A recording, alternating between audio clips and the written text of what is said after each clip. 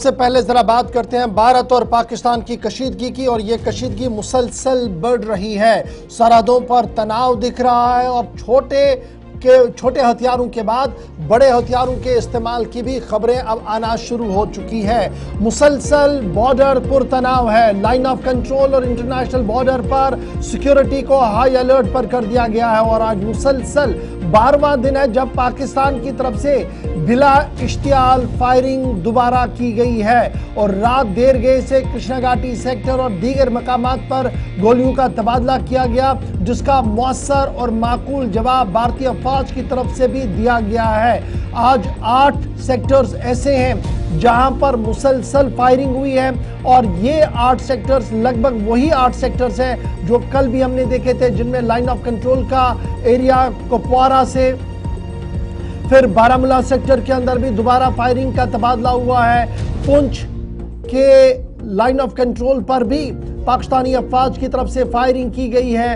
रजौरी का महाज भी उनकी तरफ से खोल दिया गया है। मेंढर के ऊपर भी फायरिंग का तबादला हुआ है। नौशहरा सेक्टर के अंदर दोबारा से फायरिंग की गई है और उसके साथ साथ सुंदरबनी और अखनूर सेक्टर के अंदर भी कुल मिलाकर पाकिस्तान की तरफ से ये फायर किया गया है, जिसको रिटेलिएट किया गया है। लाइन ऑफ कंट्रोल के पास रहने वाली आबादी हर गुजरते दिन के साथ एक नए मखमसे का शिकार हो रही है।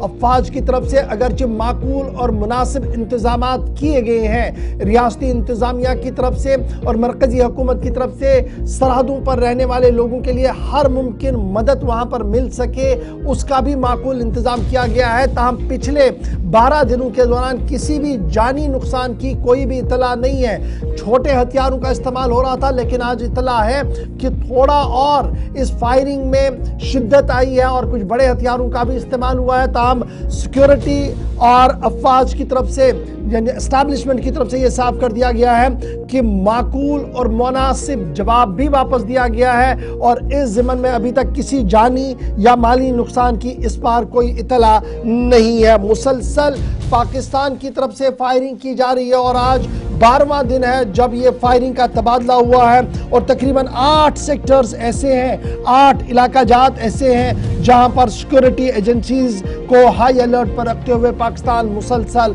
फायर करता हुआ नजर आ रहा है। सरहद के उस पार से भी लगातार ये खबरें सामने आ रही है कि सरहद के उस पार जो सूरत हाल है वो यही है कि लगातार वहां पर भी जमाव सिक्योरिटी एजेंसीज का बना दिया गया है। एयरफोर्स गश्त करती हुई नजर आ रही है। सिक्योरिटी एस्टैब्लिशमेंट हाई अलर्ट पर है और पाकिस्तान रात की तारीखी में और दिन शुरू होने से कबल इस तरीके की कार्रवाइयां कर रहा है, जिसका मौसर जवाब अफवाज की तरफ से दिया जा रहा है। हमारी 2 नुमाइंदा शिल्पा शर्मा हमारे साथ ज्वाइन करेंगी ग्राउंड जीरो से और रूपाली शर्मा भी हमारे साथ ज्वाइन कर रही हैं।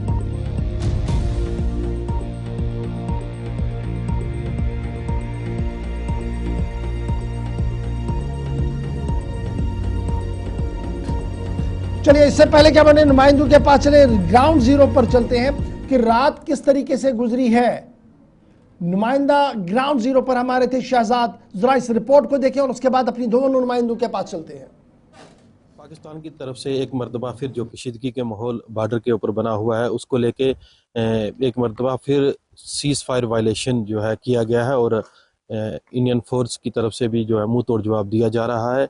पुंछ के दिगवार सेक्टर हो, केजी सेक्टर हो, जितने भी जो है बॉर्डर लाइन एरिया है वहाँ पे जो है पाकिस्तान की तरफ से सीज फायर वायलेशन किया जा रहा है और भारतीय फौज की जानिब से मुंह तोड़ उनका जवाब दिया जा रहा है। इस वक्त हम जीरो लाइन पे मौजूद हैं। गुलिस्तान न्यूज़ के लिए शहजाद भट्ट। जहां रात देर गए, अब ये सेक्टर चूंकि काफी वक्त से खामोश था, ये पुंछ वाला इलाका है, लेकिन रात देर गए इस इलाके के अंदर भी फायरिंग शुरू कर दी गई है। एक एक करके अपने नुमाइंदों के पास भी चलेंगे और आपको ये भी बताते चलें कि आज लगातार ये 12वां दिन है, 2 हफ्ते बीत गए हैं और ये सिचुएशन ऐसी बन रही है कि तकरीबन हर एक सेक्टर के अंदर अब इस तरीके से सिचुएशन बहुत ख़राब कर दी गई है सरहद पार से। पहले ज़रा हम शिल्पा के पास चलेंगे, रूपाली शर्मा भी हमें ज्वाइन कर रही हैं। शिल्पा, किन किन इलाकों से और क्या डिटेल्स अभी मिल रही हैं?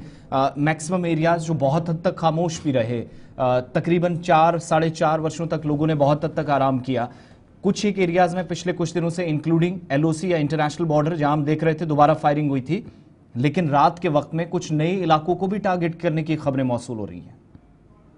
जी बिल्कुल, देखिए जिस प्रकार से पाकिस्तान के द्वारा लगातार जो है वो सीज फायर वायलेशन किया जा रहा है और 8 जगहों पर बीती रात जो है वो सीज फायर वायलेशन किया गया।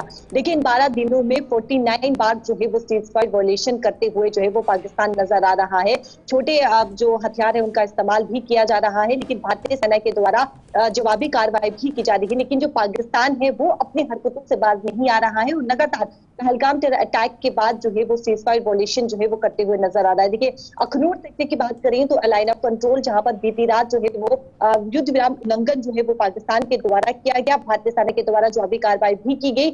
वहां के जो आसपास के इलाके हैं, जो लोग हैं गाँव के, यानी कि लाइन ऑफ कंट्रोल से सटे जो इलाके हैं, जो लोग वहां पर रहते हैं, वो काफी ज्यादा डर का माहौल भी वहां पर देखने को मिल रहा है। लेकिन साफ तौर पर लोगों का कहना है कि भारतीय सेना के साथ है, लेकिन पाकिस्तान जिस प्रकार से लगातार ये सीज फायर वायलेशन कर रहा है और 12 दिनों में करीबन 49 बार जो है वो सीज फायर वायलेशन जो है करते हुए नजर आ रहा है। और अलग अलग जगहों पर, न केवल जम्मू संभाग की बात करें तो कश्मीर संभाग की बात करें, वहां पर भी जो है अलग अलग जगहों पर सीज फायर वायलेशन जो है वो पाकिस्तान। शिल्पा आपके पास लौटूंगा मैं जरा, रूपाली आपके पास होगा। हाई सिक्योरिटी मोड पर पूरा सिस्टम है और इस बीच पाकिस्तान की तरफ से जो हथियारों का इस्तेमाल किया जा रहा है पिछले 11-12 दिन से आज 12वां दिन है। लेकिन एक चीज देखिए कि लास्ट टाइम जब टारगेट किया जाता था तो डायरेक्टली सिविलियन आबादी को टारगेट किया जा रहा है। अब की बार जो टारगेट एरियाज है वो शायद एस्टैब्लिशमेंट है, बंकर्स हैं, लेकिन वो छोटे हथियार हैं, इस वजह से ज़्यादा नुकसान नहीं हो पा रहा। तो क्या हम माने कि एक स्ट्रेटजी बनाने की कोशिश पाकिस्तान कर रहा है कि एंगेज यहाँ पर रखा जाए